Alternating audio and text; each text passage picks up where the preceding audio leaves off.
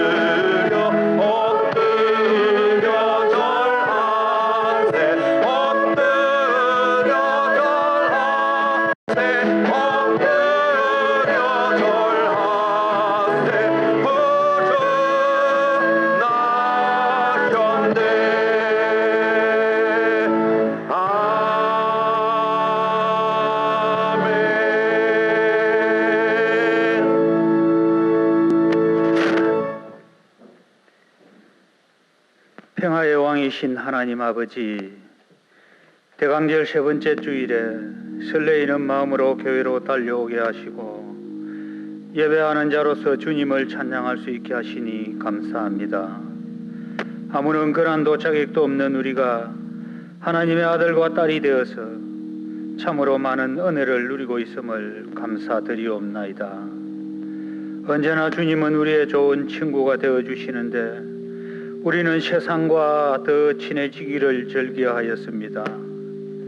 부족하고 미련한 우리를 용서하여 주시고 이 예배를 통하여 우리의 마음이 다시 주님께로 돌아갈 수 있게 하여 주시옵소서. 말씀 선포하실 목사님을 성령으로 충만하게 하옵시고 우리의 눈과 귀를 밝혀주는 능력의 말씀으로 우리가 다시 살게 하옵소서. 시온 찬양대의 남성 중창단의 찬양을 기쁘게 받아 주시옵소서. 2020년도를 쉴 새 없이 달려온 한 해의 끝자락에 섰습니다.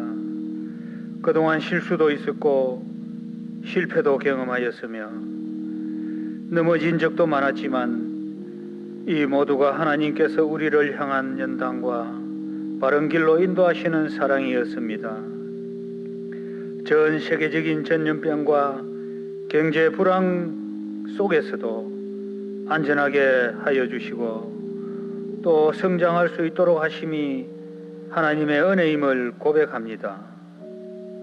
온 교회와 거리에는 성탄을 맞이하려는 준비로 사랑의 거리가 조성되어 가고 있습니다. 성탄을 맞이하여 우리의 도움이 필요한 곳이 있으면 서로 앞장서서 달려가는 우리와 우리 교회가 되게 하여 주시옵소서. 우리 교회가 지원하고 있는 농어촌 교회들이 힘을 내게 하시고 어려운 가운데 있지만 끝까지 자리를 지키며 복음 전파의 사명을 감당하게 도와주시옵소서. 우리 교회에서 파송한 새 나라의 선교사님과 선교지들을 축복하셔서 그곳에서도 하나님을 인정하는 사랑의 종소리가 울려 퍼지게 하옵소서. 북한의 지하교회도 성탄의 기쁨이 넘쳐나게 하여 주시옵소서. 성도님들의 삶과 신앙을 돌아보며 목양일념으로 달려온 담임 목사님을 지치지 않게 붙잡아 주시고 부교육자님들도 사랑하고 축복하여 주시옵소서. 연말연시를 맞이하여 우리 성도님들의 삶을 붙잡아 주시고 혹시라도 흥청대는 세상 문화에 휩쓸리지 않도록 각별한 사랑으로 지켜주시옵소서. 원래 우리 교회의 폐허를 기도하는 교회로 정하고 마음에 새겼던 각오와 세운 계획들을 성실하게 이루었는지 잘 점검하여서 만약 아쉬운 점이 있다면 새로이 다가오는 한 해의 교육에 다시 소망을 보태게 하옵소서. 오늘은 성서주일로서 우리말로 된 성경을 주시고 이 땅 위에 성경이 반포되게 하셔서 성경 말씀을 통하여 생명의 빛으로 인도하신 이 은혜를 갚을 수 있게 하여 주시옵소서. 아직도 자기의 나라 말로 만들어진 성경이 없는 곳에 성경을 보급하기 위하여 수고하는 성경 번역 선교사와 대한성서공회와 세계성서연합회를 격려하여 주시옵소서. 예배 후에 있을 공동의회도 하나님의 뜻대로 인도하여 주시옵소서. 상을 당한 가정을 위로하여 주시고 예배를 돕는 많은 분들의 섬김을 기쁘게 받아 주실 줄 믿고 예수님 이름으로 기도드리옵나이다. 아멘. 오늘 우리에게 주신 하나님 말씀은 열왕기상 3장 22절부터 28절까지 말씀 우리 함께 봉독하겠습니다. 구약성경 515면 516면에 걸쳐 있습니다. 열왕기상 3장 22절부터 28절 말씀을 제가 받들어 읽겠습니다. 다른 여자는 이르되 아니라 산 것은 내 아들이요 죽은 것은 네 아들이라 하고 이 여자는 이르되 아니라 죽은 것이 네 아들이요 산 것이 내 아들이라 하며 왕 앞에서 그와 같이 쟁론하는지라. 왕이 이르되 이 여자는 말하기를 산 것은 내 아들이요 죽은 것은 네 아들이라 하고 저 여자는 말하기를 아니라 죽은 것이 내 아들이요 산 것이 내 아들이라 하는도다 하고 또 이르되 칼을 내게로 가져오라 하니 칼을 왕 앞으로 가져온지라 왕이 이르되 산 아이를 둘로 나누어 반은 이 여자에게 주고 반은 저 여자에게 주라. 그 산 아들의 어머니 되는 여자가 그 아들을 위하여 마음이 불붙는 것 같아서 왕께 아뢰어 청하건대 내 주여 산 아이를 그에게 주시고 아무쪼록 죽이지 마옵소서 하되 다른 여자는 말하기를 내 것도 되게 말고 네 것도 되게 말고 나누게 하라 하는지라. 왕이 대답하여 이르되 산 아이를 저 여자에게 주고 결코 죽이지 말라. 저가 그의 어머니니라 하매 온 이스라엘이 왕이 심리하여 판결함을 듣고 왕을 두려워하였으니 이는 하나님의 지혜가 그의 속에 있어 판결함을 봄이더라. 아멘.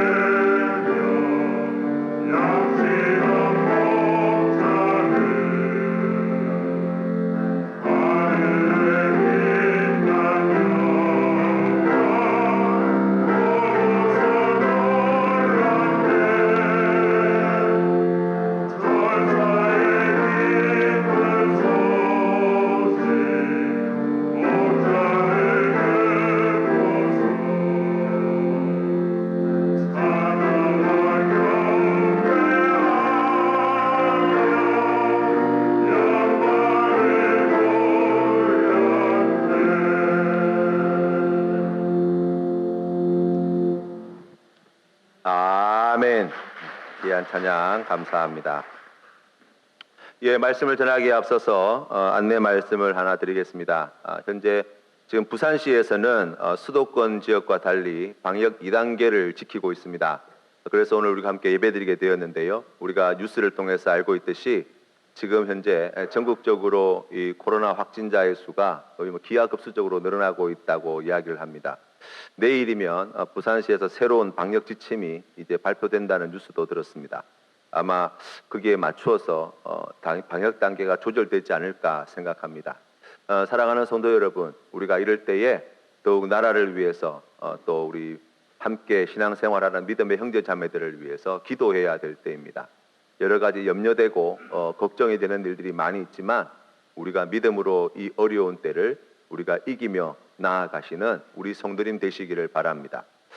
그리고 무엇보다도 교회에서든지 가정에서든지 어디서든지 나라에서 제정해주는 그 방역 지침을 철저하게 잘 지켜주셔서 이 코로나로 인해서 피해 당하시는 일이 없도록 각별의 주의를 기울여 주시면 감사하겠습니다.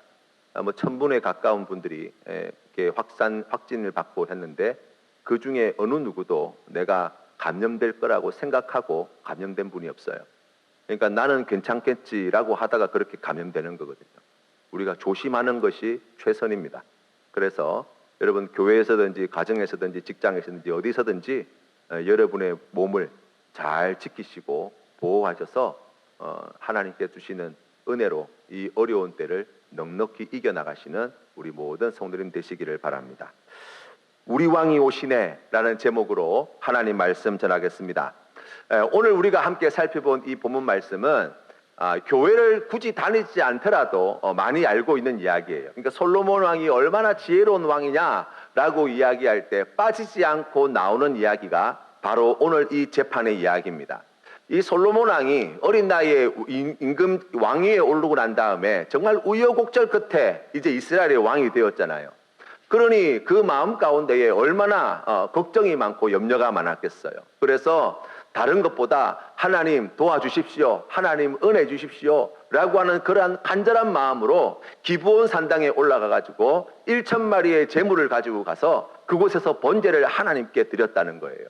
하나님께서 그 솔로몬의 마음의 중심을 기쁘게 받으시고 이 솔로몬에게 소원을 말하라고 말씀하셨죠.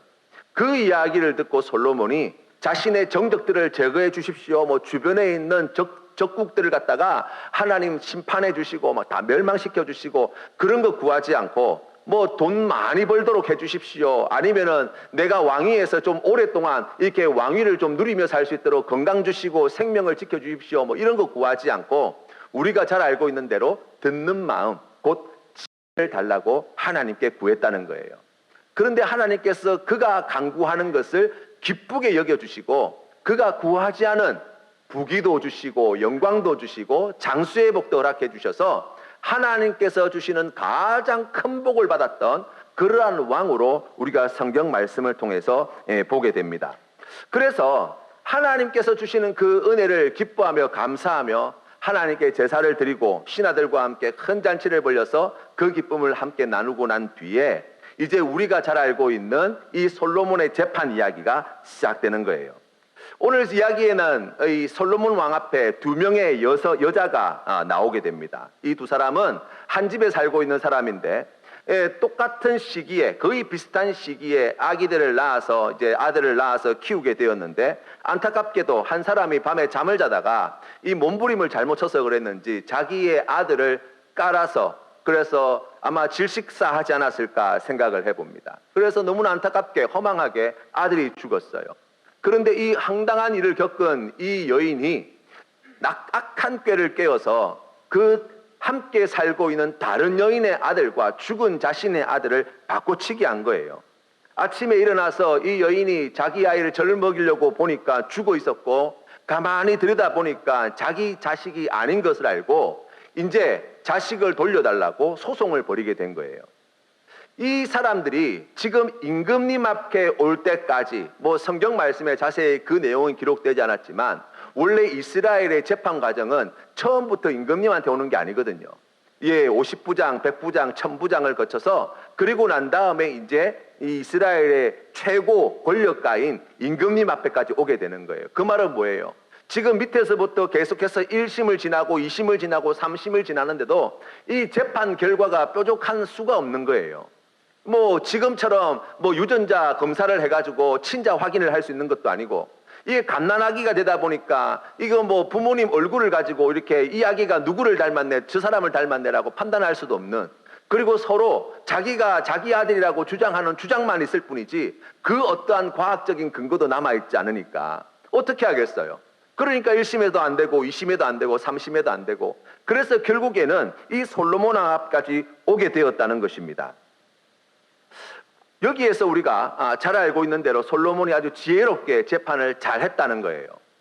그런데 여러분, 왜 하나님께서 이 열왕기상 3장 말씀에서 이 이야기를 이렇게 길게 기록해 놓으셨을까? 솔로몬이 얼마나 똑똑한지 아냐? 솔로몬이 얼마나 지혜로운지 아냐? 그것 보여주시려고 이 말씀을 여기에 놓으셨을까? 이 말씀을 묵상하다 보니까 그게 다가 아니다라는 생각이 들더라고요. 하나님께서 이 말씀을 여기에 담아두신 그 뜻, 그 기쁘신 뜻을 우리가 오늘 이 말씀을 함께 살펴보면서 함께 묵상하기를 원합니다. 우리가 먼저 주목하게 되는 것은 이 두 여인의 직업이에요. 우리가 오늘 읽은 성경 말씀 앞쪽에 보시면 16절 말씀에 이들의 직업이 창기다라고 이렇게 말씀합니다. 여러분, 지금도 마찬가지지만 고대 이 솔로몬이 다스리던 시대에 이 창기라는 직업은 여성으로서 할 수 있는 최악의 직업이었어요. 그때 당시에 헌법이라고 이야기할 수 있는 모세오경의 말씀에 보면 이 창기에 대해서 하나님께서 얼마나 그 죄를 미워하셨는지를 볼 수 있는데, 레위기 19장 29절 말씀에 이렇게 나와 있어요. 내 딸을 더럽혀 창녀가 되게 하지 말라. 음행이 전국에 퍼져 죄악이 가득할까 하노라. 신명기 23장 17절 말씀에는 이스라엘 여자 중에 창기가 있지 못할 것이요 이스라엘 남자 중에 남창이 있지 못할지니 라고 말씀하시고, 신명기 23장 18절 말씀에서는 창기가 번 돈과 개 같은 자의 소득은 어떤 서원하는 일로든지 내 하나님 여호와의 전에 가져오지 말라라고 말씀하셨어요. 그러니까 하나님께서 택하신 선민 이스라엘 백성들의 그 거룩한 공동체 안에서는 이와 같은 추악한 죄를 저지르는 자들이 없어야 할 것이고, 그들이 번 돈, 그 창기를 몸을 팔아서 번 돈을 가지고 하나님께 드리는 것을 우리 하나님께서 매우 가증스럽게 생각하시고 그것을 매우 악한 일로 보시고 아예 받으시지 않겠다고 선포를 해놓으셨다는 거예요. 우리 예수님 시대에도 마찬가지 아니었습니까? 예수님 시대에 이스라엘 사회에서 최악의 죄인들, 죄인에 대해서 이 단계를 나눈다면 최악의 죄인이라고 이야기할 수 있는 사람들은 세리와 창기였어요. 이 사람들은 지옥의 맨 밑바닥에 있을 것이다 라고 생각할 정도로 아주 사람들로부터 무시당하고 혐오의 대상이 되었고 정죄의 대상이었고 그 어디에도 사람 취급을 잘 받지 못했어요. 그런데 오늘 성경 말씀에 나와 있는 이 창기가 이제 임금님께 오게 되었다는 거예요. 이 창기가 하는 일이 뭐예요? 몸 파는 일을 하는 거예요. 신랑이 있음에도 불구하고, 아버지가 있음에도 불구하고 자기 자신을 위해서 자신의 몸을 팔아서 원하는 것을 얻는 사람들, 이렇게 이야기할 수 있을 거예요. 이사야서 1장 21절에서 말씀해 보시면 하나님께서는 이 남유다가 패망하여 가는 그 과정 가운데 이 남유다 백성을 향하여 이렇게 말씀하십니다. 신실하던 성읍이 어찌하여 창기가 되었는고, 정의가 거기에 충만하였고 공의가 그 가운데 거하였더니 이제는 살인자들 뿐이로다. 호세아서 1장 2절 말씀에 하나님께서는 북이스라엘을 이렇게 비판하십니다. 여호와께서 처음 호세아에게 말씀하실 때 여호와께서 호세아에게 이르시되 너는 가서 음란한 여자를 맞이하여 음란한 자식들을 낳으라. 이 나라가 여호와를 떠나 크게 음란함이라 하시니. 아멘. 우리가 오늘 이 이야기를 통해서 보게 되는 것은 솔로몬 시대에 창기로 있던 그 두 여인에게 일어났던 비극적인 일, 그 비극적인 일들을 어떻게 지혜롭게 해결해냈느냐, 거기에서 한 걸음 더 나아가서 우리가 이 창기의 모습을 통하여서 바로 패망하였던 북이스라엘과 남유다가, 그리고 오늘 세상 가운데 살아가는 우리가 하나님 앞에 얼마나 음란한 세대인가를 우리가 오늘 이 말씀을 보게 되는 것입니다. 하나님을 떠나 다른 신이나 세상의 다른 것을 더 의지하며 살아가는 것, 하나님보다 다른 그 어떤 것을 더 사랑하고 따르게 되는 것을 하나님께서는 영적인 간음이다 라고 말씀하시죠. 그리고 그와 같은 일을 저지르는 자들을 마치 창기와 같은, 음부와 같은, 음녀와 같은 자들이라고 성경 말씀은 말씀하고 있는 거예요. 북이스라엘이 남유다가 패망하게 되어진 결정적인 이유가 무엇이었습니까? 우상 숭배의 죄예요. 하나님을 아닌 다른 신을 섬기는 것, 하나님이 아닌 다른 신을 의지하게 되어진 것, 바로 그것이 하나님 눈에는 마치 몸을 파는 여인과 같은 그러한 죄를 저지르는 것처럼 보였다는 거예요. 요한일서 2장 15절에서 17절 말씀해 보시면 이 세상이나 세상에 있는 것들을 사랑하지 말라. 누구든지 세상을 사랑하면 아버지의 사랑이 그 안에 있지 아니하니. 여러분, 하나님과 세상을 같이 사랑할 수 있습니까? 내 남편과 다른 남자를 똑같이 사랑할 수 있습니까? 내 아내와 다른 여자를 똑같이 사랑할 수 있습니까? 안 되는 거예요. 만약 그렇다고 한다면 그것이 곧 음란한 죄요, 그것이 곧 영적인 간음이요, 그것이 곧 육적인 간음이요, 그것이 곧 몸을 파는 여인들과 같은 죄를 범하는 것이라고 말씀하는 것입니다. 그러면서 이어서 성경은 이렇게 말씀합니다. 이는 세상에 있는 모든 것이 육신의 정욕과 안목의 정욕과 이생의 자랑이니 다 아버지께로부터 온 것이 아니요 세상으로부터 온 것이라. 이 세상도 그 정욕도 지나가되 오직 하나님의 뜻을 행하는 자는 영원히 거하느니라. 아멘. 여러분, 우리가 왜 하나님이 아닌 다른 것을 더 사랑합니까? 우리가 왜 우리의 몸을 팔아서 그와 같은 그러한 잘못된 길을 기꺼이 선택하게 되어집니까? 우리가 요한 1서의 2장 15절부터 17절 말씀을 통해서 하나님께서 우리에게 들려주시는 말씀은 바로 육신의 정욕과 안목의 정욕과 이생의 자랑을 채우기 위해서 우리가 우리의 몸을, 우리의 순결함을 팔아서 그와 같은 악한 죄를 저지르게 되어진다고 말씀하고 있는 것입니다. 하나님이 아닌 세상을 사랑하면 어떻게 됩니까? 하나님이 아닌 세상을 따라가면 그 결과가 무엇입니까? 육체의 욕구를 쫓아서 내 눈에 좋아 보이는 것을 따라 살아가면, 이 세상에서의 자랑을 쫓아 살아가게 되어지면 그 결국이 무엇입니까? 이 땅에서의 삶이 끝나는 그날 우리가 쫓았던 그 모든 것들이 마치 연기와 같이 사라지는 것을 보게 될 것이고, 우리에게 남겨진 것은 곧 심판과 영원한 죽음밖에 없다는 것을 깨닫게 될 것입니다. 죄를 범한다라고 하는 것, 하나님이 아닌 다른 것을 선택한다라는 것은 어떤 의미입니까? 라고 이야기한다면, 아담과 하와가 선악과를 따먹었던 장면을 생각해 보면 그들이 그 선악과를 보았을 때에 먹음직도 하고 보암직도 하고 지혜롭게 할 만큼 탐스럽게 보여서 그래서 선악과를 따먹었습니다. 그 따먹은 결과가 무엇입니까? 하나님께서 주신 모든 좋은 것들을 다 잃어버리게 되었다는 거예요. 하나님이 주신 생명도 잃어버렸습니다. 삶의 기쁨도 잃어버렸고, 평화도 잃어버렸고, 행복도 잃어버렸고, 아름다운 동산도 잃어버렸고, 부부의 사랑도 잃어버렸고, 그리고 결정적으로 그들과 함께 하셨던 하나님을 잃어버리게 되었다는 거예요. 오늘 말씀에서 나와 있는 이 창기에게 그 아들은 어떤 의미였을까요? 참으로 비참한 인생을 살았고, 어찌 보면 내 인생에 더 이상 소망이 없다 할 그때에 태어난 그 아들을 통하여 이 비참한 여인은 삶의 이유를 발견하였을 것입니다. 삶의 기쁨과 소망과 행복을 찾게 되었을 거예요. 자신의 생명보다 더 소중한 생명이라고 생각하였을 것입니다.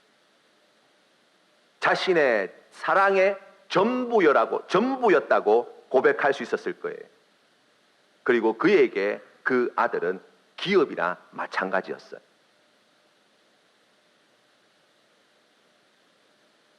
그런데 지금 그 아들을 빼앗기게 생긴 거예요. 솔로몬이 칼을 가져와서 아들을 똑같이 나누어서 똑같이 잘라서 나누어 가지라고 할 때 아들을 빼앗은 여인이 하는 말을 잘 들어보십시오. 26절 말씀 후반절에 보시면 이렇게 나와 있습니다. 다른 여자는 말하기를 내 것도 되게 말고 네 것도 되게 말고 나누게 하라는 거죠. 이때 당시에 여러분 생각해 보세요. 시시비비를 가릴 수 없는 것입니다. 사람의 지혜로는 누구의 자녀인지 분간할 수 없는 그러한 난감한 상황이었습니다. 세상의 지혜는 무엇이었습니까?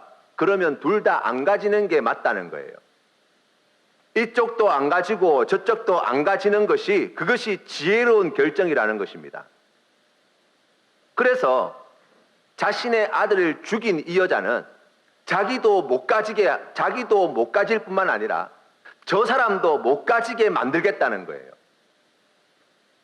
이 여인의 모습에서 우리가 발견하게 되어지는 것이 있어요. 바로 악한 마귀의 모습이라고 할 수 있습니다. 악한 마귀는 하나님이 사랑하는 자녀들에게서 모든 좋은 것을 빼앗아가는 자예요. 요한복음 10장 10절 말씀에 보면 우리 주님께서 이 마귀에 대하여 이렇게 설명해 주십니다. 도둑이 오는 것은 도둑질하고 죽이고 멸망시키려는 것뿐이요. 다시 말하면 이 세상에서 왕노릇하고 있는 이 악한 마귀는 하나님께서 택하신 백성들에게 하나님께서 주신 모든 좋은 것들을 빼앗는 자라는 거예요. 그 왜 그런가? 이사야서 14장 말씀에 보시면 이 악한 마귀의 기원에 대해서 성경 말씀은 이렇게 말씀하고 있어요.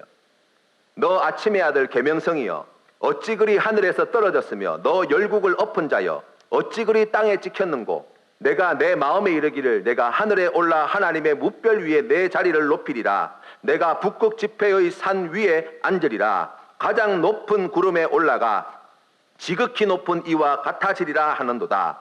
그러나 이제 내가 수올 곧 구덩이 맨 밑에 떨어짐을 당하리로다. 너를 보는 이가 주목하여 너를 자세히 살펴보며 말하기를 이 사람이 땅을 진동시키며 열국을 놀라게 하며 세계를 황무하게 하며 성읍을 파괴하며 그에게 사로잡힌 자들을 집으로 놓아 보내지 아니냐 하리로다. 아멘. 이 악한 마귀의 기원을 뭐라고 말씀하냐면 성경 말씀에 보시면 본디 하나님께로부터 지원받았을 때 천상세계에서 하나님을 찬양하는 귀한 직분을 맡았던 천사장 바로 루시퍼였어요. 하나님께서 귀하게 쓰시는 하나님의 일꾼이 되었습니다. 그런데 그가 교만하여서 하나님을 대적하게 되어질 때 어떻게 되었습니까? 그 천상세계에서 쫓겨났다는 거예요. 그 이전에 그가 누렸던 모든 영광, 그 이전에 그가 누렸던 모든 아름다움을 다 잃어버린 자, 바로 그가 악한 마귀예요. 자기가 모든 것을 다 잃어버렸을 뿐만 아니라 자기가 잃어버렸기 때문에 이 세상에 내려와서 왕노릇하면서 사람들로 하여금 하나님이 주신 그 모든 것들을 다 빼앗아 잃어버리도록 만드는 일을 하는 것, 바로 그것이 마귀라고 이야기하는 거예요. 그래서 내려와서 하는 일이 무엇입니까? 땅을 진동시키고 열국을 놀라게 하며 세계를 황무하게 하며 성읍을 파괴하게 하며 사람을 사로잡아다가 집으로 돌아가지 못하게 한다는 거예요. 자신이 잃어버린 자가 되었으니 너희들도 잃어버린 자가 되어라. 그게 마귀가 하는 일입니다. 마태복음 24장 24절 말씀에 우리 주님께서는 말세에 나타나는 악한 자들에 대하여 이렇게 말씀합니다. 거짓 그리스도들과 거짓 선지자들이 일어나 큰 표적과 기사를 보여 할 수만 있으면 택하신 자들도 미혹하리라 라고 말씀하셨어요. 미혹해서 뭐 하겠다는 거예요?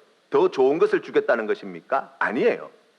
하나님께서 주신 모든 좋은 것들, 하나님이 주신 생명, 하나님께 주신 복, 은혜, 하나님께 주신 모든 좋은 것들을 다 잃어버린 자로 만들어버리겠다는 거예요.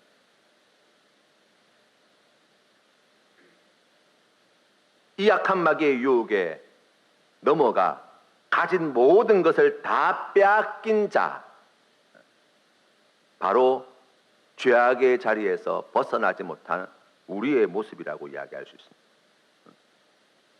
어떻게 우리가 그 마귀와 싸워 이길 수 있습니까? 우리가 어떻게 빼앗긴 하나님께 주신 좋은 것들을 되찾을 수 있습니까? 성경은 그것이 우리의 실력이 아니라는 거예요. 우리가 열심히 노력하고 착하게 살아가면 빼앗긴 모든 좋은 것들을 되찾게 될 것이라고 말씀하지 않습니다. 오늘 이 창기와 같이 말입니다. 아들을 빼앗긴 창기와 같이 말입니다. 그에게 필요한 사람이 있었습니다. 바로 그는 이 모든 전후 사정을 잘 듣고 그리고 사리를 정확하게 분별하여서 옳고 그름을 정확하게 판단하고 잃어버린 모든 것들을 되돌려 줄 수 있는 의로운 재판장, 지혜로운 재판장, 그 나라를 다스리는 지혜로운 왕이 필요했던 거예요. 그리고 그 자리 앞에 서게 되었다라고 말씀하고 있는 것입니다.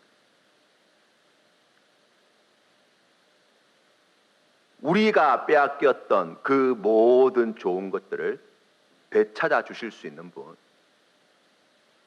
세상의 권력가가 아니라 지혜가가 아니라 바로 우리가 기다리고 있는, 우리를 위해서 십자가에 달려 죽으시고 부활 승리하셔서 다시 세상을 심판하시기 위하여, 세상을 재판하시기 위하여 다시 이 땅에 오실 우리의 왕이신 예수 그리스도 한 분밖에 없다라고 말씀하시는 거예요. 창기와 같이 참으로 보잘것없고 비참하고 비루한, 하나님 앞에 너무나 부끄러운 그러한 삶을 살아가는 가난하고 볼품없는 인생을 불쌍히 여겨주시고, 그가 그토록 간절히 바라는 그 빼앗긴 아들을 다시 되찾아 주실 수 있는 분, 바로 우리의 왕이신 예수 그리스도 한 분밖에 없다라고 말씀하시는 거예요. 이 대강절, 우리가 믿음으로 주님 앞에 나아갈 때 우리가 오늘 이 말씀을 통하여 다시 한번 우리 하나님께 그 귀한 믿음의 고백을 드리기를 간절히 원합니다. 우리 왕이신 예수 그리스도시여, 어서 오시옵소서. 이 모든 것들을 판단하실 지혜로우신 왕이신 예수 그리스도시여, 어서 오시옵소서. 예수 그리스도를 간절히 사모함으로 기다리시는, 주님 오실 날이 날마다 가까워지는 것을 기뻐하며 하나님께 이 귀한 믿음의 고백으로 이 한 주간도 승리하시는 우리 모든 성도님들 되시기를 주님의 이름으로 축원합니다. 오늘 이 이야기는 또 한 가지, 하나님이 우리를 그 모든 죄악에서, 죽음에서, 고통과 고난에서 어떻게 구원해 내시는지를 보다 구체적으로 보여줍니다. 오늘 이야기에 이 재판장의 장면에 있어서 가장 우리 눈에 충격적으로 보이는 장면은 솔로몬 왕이 칼 가져오라 그래가지고 그 살아있는 아기를 반으로 쪼갰다는 장면이 아니에요. 성경 말씀에 보면 이 솔로몬 왕이 칼을 가져와서 그 갓난아기를 반으로 갈라 놓아라 말씀할 때 그의 친엄마의 반응입니다. 말씀에 보니까 차라리 내 아들을 훔쳐간 저 여자에게 주십시오 라고 말하는 이 친엄마의 반응 말입니다. 성경 말씀을 읽다 보면 하나님이 자기 자신을 우리에게 계시해 주시는 말씀들을 여러 개 볼 수 있어요. 특히 하나님께서 나는 이러한 존재이다 라고 말씀하시는 내용들을 볼 수 있는데, 그 가운데에 이사야서 42장 14절 말씀에 보시면 하나님께서는 이사야 선지자를 통하여 자신을 이렇게 소개합니다. 내가 해산하는 여인같이 부르짖으리니 숨이 차서 심히 헐떡일 것이라. 하나님은 자기 자신을 해산하는 여인이다 라고 말씀하십니다. 여러분, 지금은 이렇게 출산하고 해산하는 것이 잘 갖추어진 병원에서 또 훌륭한 의사 선생님들이 또 좋은 장비들을 가지고 그 모든 과정들을 해나가지 않습니까? 그런데 이 솔로몬 당시 이 고대 세계에서 이 해산하는 여인은 세상에서 가장 연약한 존재를 상징하는 이름이었어요. 그래서 여러분, 성경 말씀에 해산하는 여인과 같이 라고 이야기하면 이 해산하는 여인과 같이 매우 연약한 존재를 의미한다고 볼 수 있어요. 출산 중에 당시에는 산모가 죽는 일들도 매우 흔했어요. 아기들이 죽는 일들도 매우 빈번했습니다. 고대 세계에서 그때 당시에 이 출산의 과정을 살펴보면 지금처럼 이렇게 깨끗한 병실에서 침대에서 이렇게 출산하는 게 아니에요.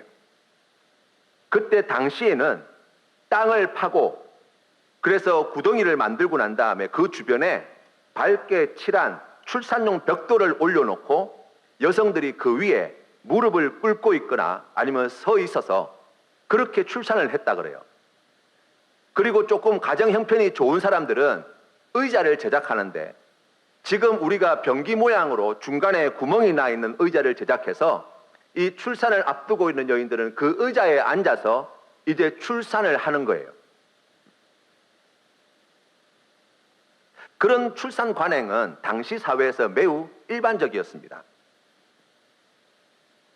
하나님께서 자기 자신을 해산하는 여인이다 라고 말씀하신 뜻은 첫 번째로 하나님께서는 우리를 위해서 출산의 고통, 해산의 고통과 수고를 아끼지 않는 분이시다라는 거예요. 제가 아기를 못 낳아봐가지고요. 이게 얼마나 아픈지는 잘 모르겠는데요. 낳아보신 분들은 알 거예요. 요즘처럼 약이 있고 막 이럴 때 고통을 경감시켜주는 약이 있어가지고 그나마 조금 괜찮은데요. 정말 생명을 잃어버릴 것 같은 그러한 죽음의 문턱까지 왔다 갔다 하는 그때가 여성들이 출산할 때잖아요. 온몸에 뼈가 떨어졌다가 다시 붙는 것처럼 그런 큰 고통을 겪는 때가 바로 해산할 때라 그러잖아요. 그렇다면 여러분, 하나님께서 우리를 위하여 그와 같은 고통과 그리고 해산하는 여인과 같은 수고를 아끼지 아니하시는 하나님이시라는 거예요. 그렇게 우리를 낳았다라고 말씀하시는 거예요. 그 증거가 어디에 있습니까? 바로 예수 그리스도의 십자가에 있어요. 우리를 하나님의 자녀 삼기 위하여 아버지 하나님께서, 성자 하나님께서, 성령 하나님께서 당하셨던 고통과 수고가 어떠한가?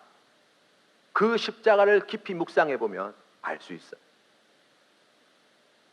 두 번째로 이 해산하는 여인과 같다고 말씀하신 뜻은 가장 약한 존재가 되었다는 것입니다. 예수 그리스도께서 사람의 몸으로 2000년 전 이 땅에 오셨던 그 첫 번째 성탄일, 그날 그 장면을 떠올려 보면 하나님의 독생자요, 이 우주 만물을 창조하신 바로 우리 하나님께서, 성자 하나님께서 이 땅에 사람의 몸으로 오실 때에 가장 무능력한 아기의 모습으로 오셨다는 거예요. 왜 그렇게 하셔야만 했습니까?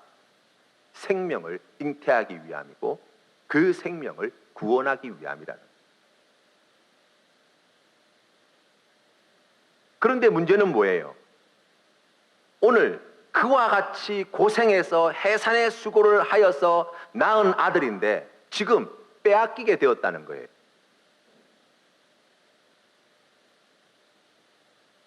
지금 이 아들이 죽게 되었습니다.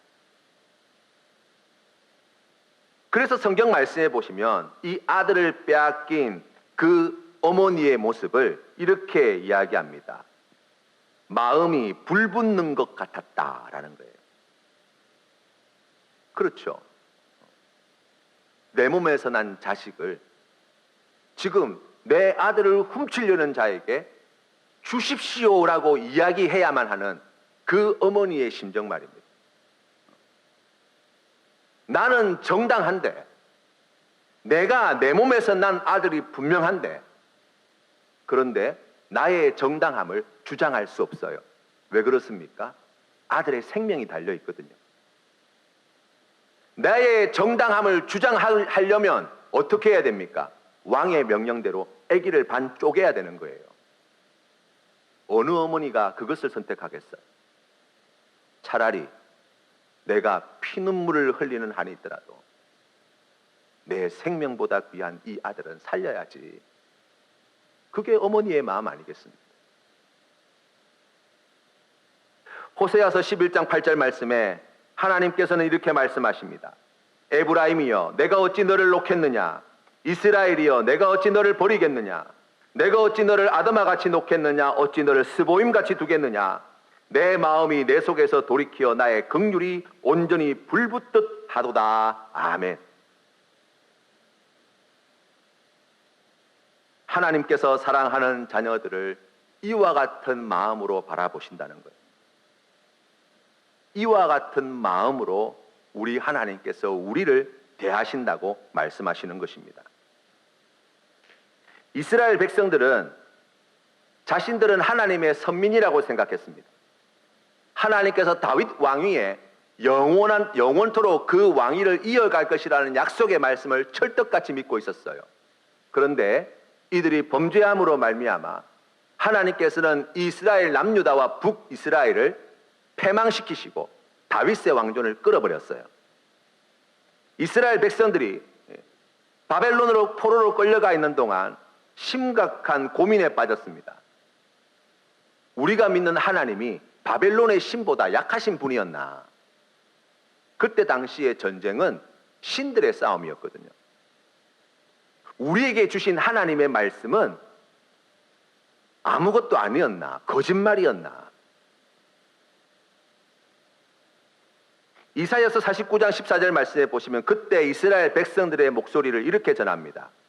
오직 시온이 이르기를 여호와께서 나를 버리시며 주께서 나를 잊으셨다 하였거니와. 그렇죠.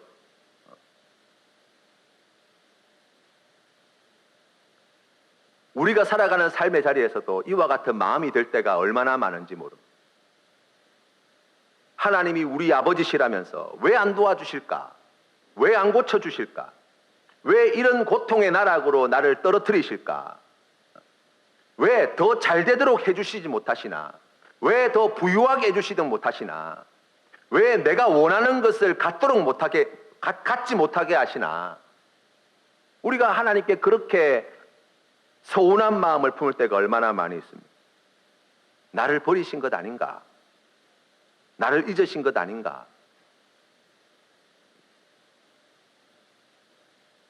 하나님께서 이스라엘 백성들에게 70년 바벨론 포로기를 허용하신 뜻은 그들을 회복시키시고 살리시기 위함이었어요.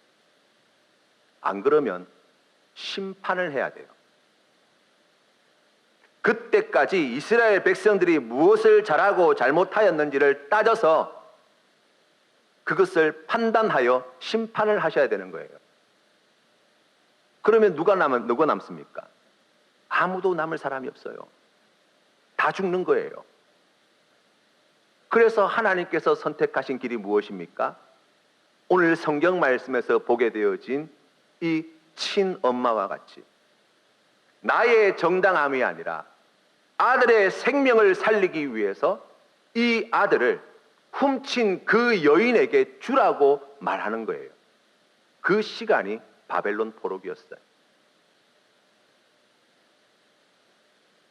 하나님께서는 아브라함의 자손들을 밤하늘의 별과 같이 큰 민족으로 이루기 위해서 400년 애굽 땅에서 포로기를 보내게 하셨습니다. 하나님께서는 사브낫 바네야 온 세상의 구원자라는 그 이름을 주시기 위해서 요셉을 이 애굽의 종으로 팔려가게 하시고 그 모진 세월을 겪게 하셨어요. 하나님께서는 하나님의 마음에 합한 자 다윗으로 만들어내시기 위하여서 그의 인생에 숱한 어려움과 아픔과 괴로운 시간들을 허락하셨어요.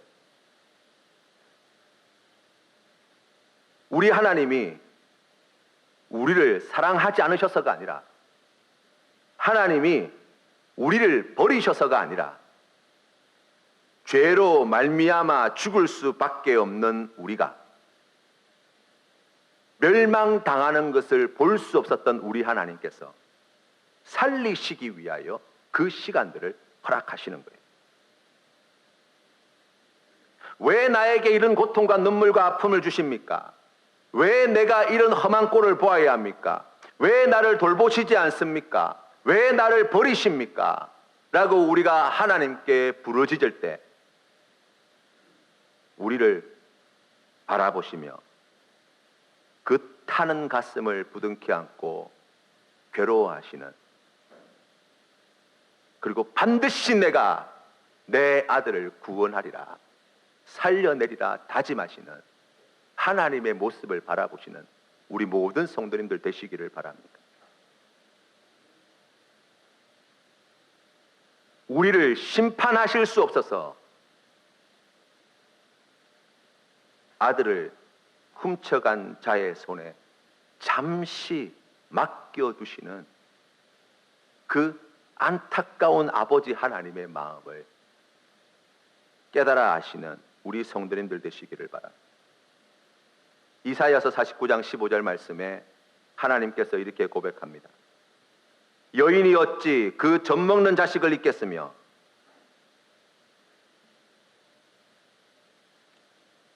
자기 태에서 난 아들을 긍휼히 여기지 않겠느냐. 그들은 혹시 잊을지라도 나는 너를 잊지 아니할 것이라.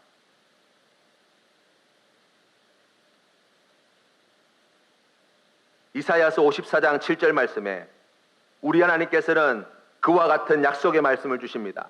내가 잠시 너를 버렸으나 큰 긍휼로 너를 모을 것이요 내가 넘치는 진노로 내 얼굴을 내게서 잠시 가렸으나 영원한 자비로 너를 긍휼히 여기리라. 내 구속자 여호와께서 말씀하셨느니라. 아멘.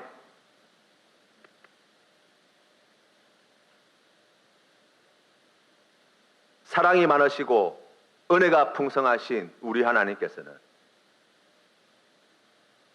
그 해산의 수고와 고통을 감내하시고 그와 같이 우리를 구원하시기 위하여 가장 무기력하고 무능력한 존재로 이 땅에 찾아오시면서까지 이 생명을 낳기를 원하셨고 그리고 이 생명을 지키기 위하여 살리기 위하여 우리 하나님께서는 오늘 이 솔로몬의 재판정에 나와 있는 그 아들의 친어머니와 같이 죽이는 것이 아니라 살리기 위하여 잠깐의 이 고통의 시간들을 우리에게 허락하셨다 말씀하시는 것입니다. 무릇 징계가 당시에는 즐거워 보이지 않고 슬퍼 보이나 후에 그로 말미암아 연단받은 자들은 의와 평강의 열매를 맺느니라. 히브리서 12장 11절 말씀. 하나님의 이 기쁘신 뜻을 깨달아 하시는 우리 성도님들 되시기를 바랍니다.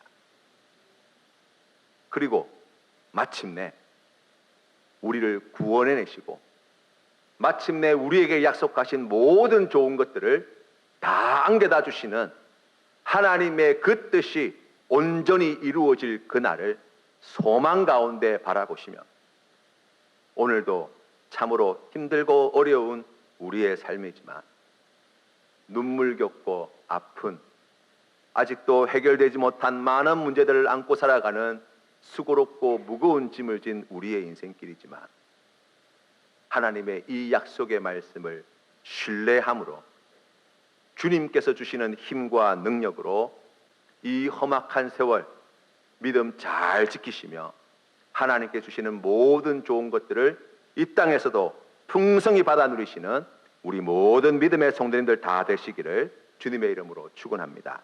함께 기도드리겠습니다. 전능하신 하나님 아버지 은혜를 감사합니다. 오늘 주시는 말씀을 통하여 하나님의 음성을 듣습니다.